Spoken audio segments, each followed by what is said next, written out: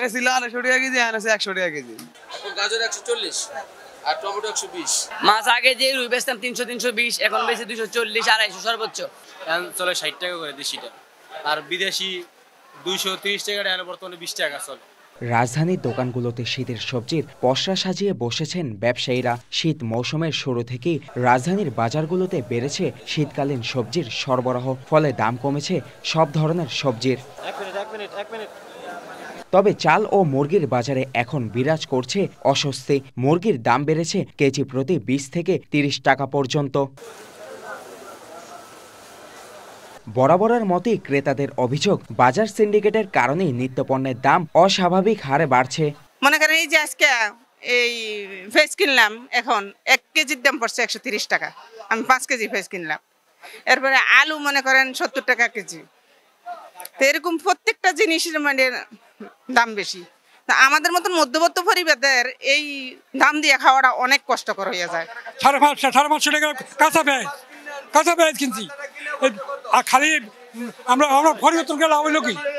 এই পরিবর্তন কি লাভ হইলো? জিনিসের দাম হলো আগের তুলনায় অনেকটাই বেশি।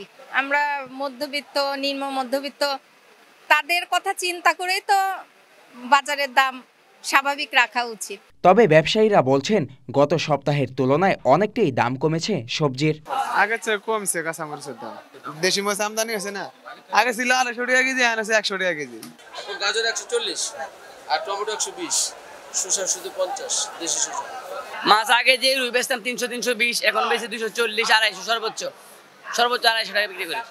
জিনিসপত্রের দাম আগের তুলনামূলক কিছুদিন আগে অনেক বাড়তি ছিল, এখন কিছুটা কমছে, কিন্তু কাস্টমারের পরিমাণ ওই পরিমাণে বাড়েনো, কাস্টমারের পরিমাণও বরং কমছে। কাস্টমার বর্তমানে বাজারে কম, দিশিও দাম কমছে।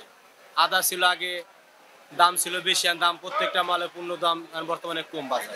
দেশি ছিল আগে 240 টাকা 50 টাকা, এখন চলে 60 টাকা করে দেশিটা, আর বিদেশি 230 টাকা, এখন বর্তমানে 20 টাকা চলে। বাজারে পর্যাপ্ত পরিমাণ সবজির সরবরাহ বাড়ায় দাম কমেছে সবজির। তবে অস্বস্তি বিরাজ করছে মুরগি ও চালের বাজারে। কেজি প্রতি বেড়েছে 20 থেকে 30 টাকা। শাকিল আহমেদ, 24 ঘন্টা বাংলাদেশ, ঢাকা।